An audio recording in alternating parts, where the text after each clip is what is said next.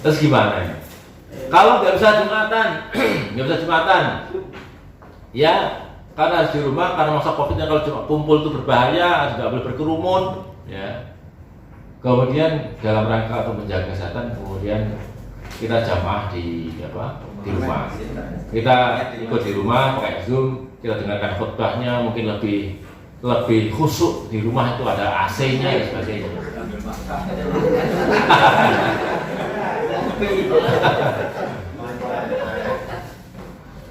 Gimana kira-kira? Ya, itu aja. Ya? Karena teknologi ya. Iya. Mau nggak mau harus pikir, harus bisa menyelesaikan. Ini pengaruh teknologi terhadap fikih. Yang kedua harus memberikan solusi. Jangan sampai ulama bikin ikhtilaf. Kata Mas Soleh. Wah. Gawat. Nanti Imam Abu Hanifah, Imam Malik, Imam Syafi'i, Imam Ahmad sama Soleh dimarahin. Nanti Imam bikin masalah aja. Kenapa nggak bersatu aja? Bikin mazhab bikin umat bingung. Belum ada teknologi. Gawat atau enggak itu? Rahmatnya gila.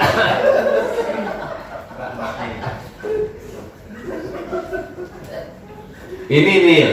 Kemarin artinya kemarin hari ini terpisah. Hari ini. Gimana ya kok? Andaikan antum yang jaga sebagai narasumber untuk ditanyain seperti ini, kan bisa juga entah di mana saja kan begitu. Oh, ini pertanyaan anak milenial kan sama macam-macam. Dan melihatnya ini adalah orang aktivis di pesantren Hidayatullah Surabaya. Tapi mungkin sebagai mukadimah silakan dari Ikhwan. Lagi. Silakan.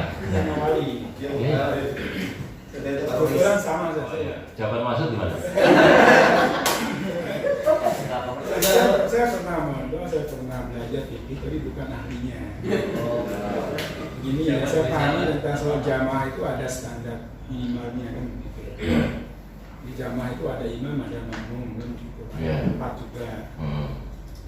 Standarnya ketika jamaah itu dilakukan, seorang imam itu akan melihat jamaahnya. Imam melihat jamaahnya, nggak jadi sholat kan? Sebelum mulai sholat, Oh. biasanya kan imam itu akan melihat jamaah dan mengarahkan untuk meluruskan sholat dan sebagainya, begitu. Nah, ketika ada di luar itu, tadi misalnya Zoom atau apa itu, Lihat keluar. tidak berlaku, tidak bisa.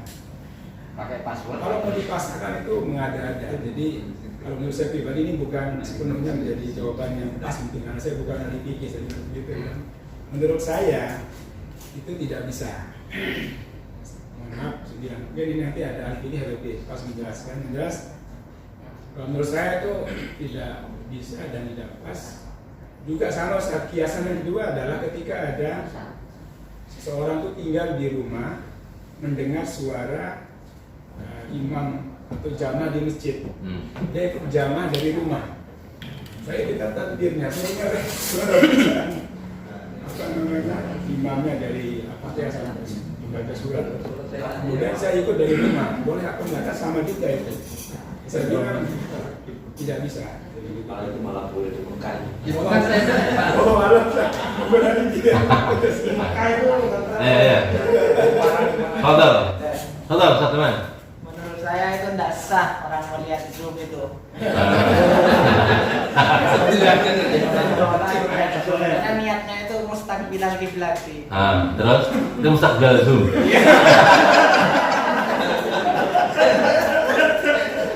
Kalau sama sholat ke kiblat itu lihat tembok atau lihat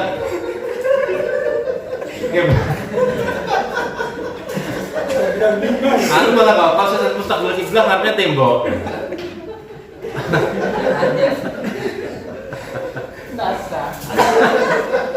Jadi saya bilang jamahnya tidak sah, tapi sholatnya bisa sah. Enggak, sholatnya sah tapi jamaknya enggak sah. Tetap walaupun sholat nggak sah kalau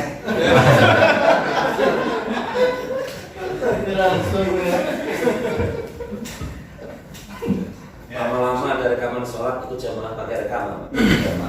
Baik.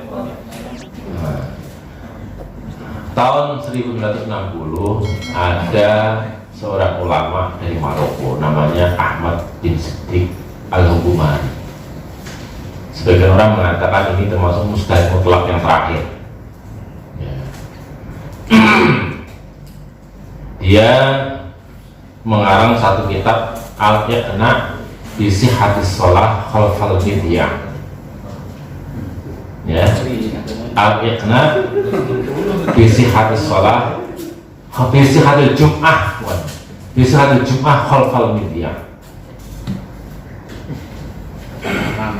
Ya, kitabnya Al-Iqna. Dan argumentasi yang membuat orang bisa menerima tentang sahnya sholat Jumat di belakang radio, imam dan radio. Itu tahun 60 pakai radio, katanya sah Jumatannya. Sekarang nggak cuma pakai radio, pakai TV, pakai Zoom, mau kelihatan semuanya. Beri solusi. Sebentar. Ini fakta.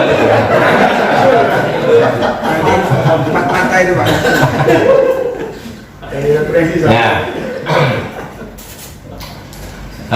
Kemudian, tapi ini pendapat kemudian ditentang oleh para ulama, diantaranya adalah Syekh Abdullah bin Baz, Ibnu Utsaimin, Al-Fauzan, juga Masyayikh di Al-Azhar di Majma' al-Buhus Al-Islamiyah. Ya, dan kitab di Majma' al-Buhus Al-Islamiyah di Kairo itu menolak semua pendapat. Ya. Syekh Al-Hubumari menyarankan sah asalkan posisi imam itu berada lebih dekat dengan kiblat daripada makmum. Kalau saya di Surabaya, kemudian saya bermakmum dengan Istiqlal, ya, berarti sah. Kenapa? Karena posisi imam di depan, saya menuju kiblat, ya, sah. Itu syaratnya. Kira-kira enak ya? Di rumah semua tuh enak.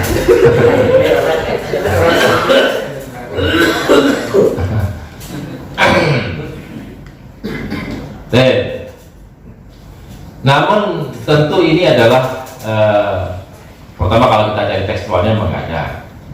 Yang kedua, ini dari pendekatan dari sisi jamaah.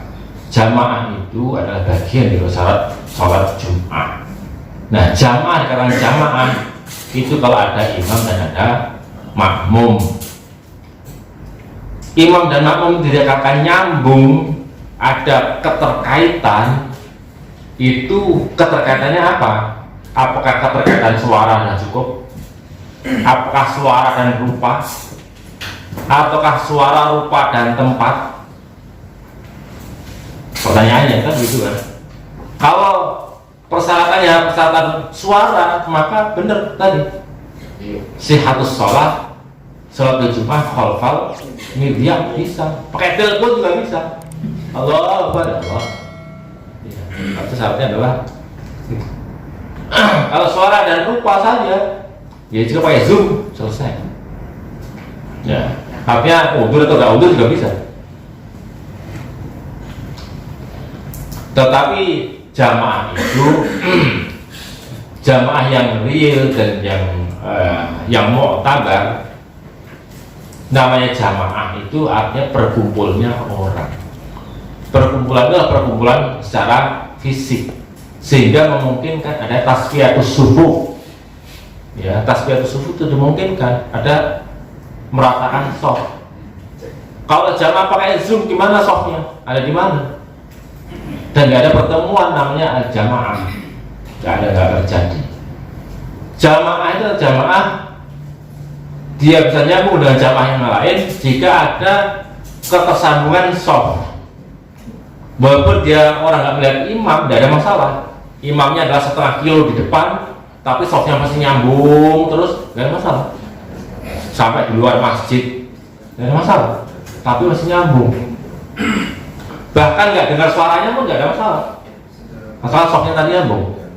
Ya kan kalau zaman dulu misalnya Rasulullah imam di depan, kemudian jamaahnya ratusan ribu, gimana mungkin dengar suara depan? Ya, itu kan hanya sebenarnya nggak ada sound system. Itu kan akan mengikuti apa ketersambungan tadi, ya, persambungan yang persambungan real. Oke.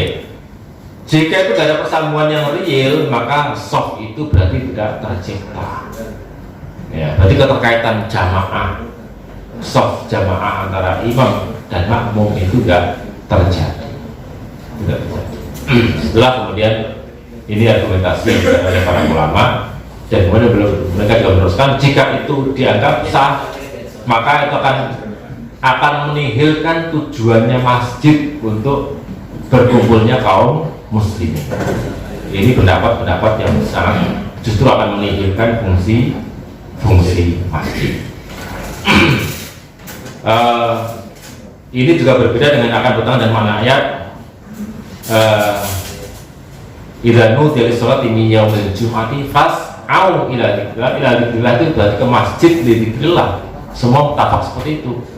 Kalau kemudian hanya boleh pakai suara, maka fas'au ila dzikrillah, fas'au ila Zoom, fas'au ila radio, kan begitu. Tidak ada begitu. Ya. Nah, tadi bagi yang uzur misalnya mungkin. Bagi yang uzur nggak usah, itu kan sholat duhur sudah cukup. Ya kalau uzur nggak perlu maksa untuk berjamaah itu lah. Oh uzur. Bahkan nggak wudu ya. Ya. Jadi bagi yang uzur itu sudah mafhum bahwa yang uzur tidak perlu untuk memaksakan diri berjamaah atau merekayasa untuk jamaah. Nah, nggak perlu gitu. Karena toh bagi orang yang uzur, jika dia niatnya untuk melaksanakan ibadah kemudian uzur, dia akan tercatat mendapatkan pahala sebagaimana orang yang melaksanakan. Orang jihad pun juga demikian. Ya, di mana Rasul mengatakan inna bil madinati la rijalan masirtum masiran wala qata'tum wadiyan illa kanu ma'akum habasahumul marad. Dalam hadis riwayat Muslim ini. Ya, sudah di Madinah itu ada orang-orang di mana kalian tidak menempuh satu perjalanan, tidak pula kalian melewati lembah kecuali mereka bersama kalian dalam mendapatkan pahala setiap langkah yang Anda lakukan. Ya, mereka adalah orang-orang yang terkurung karena sakit.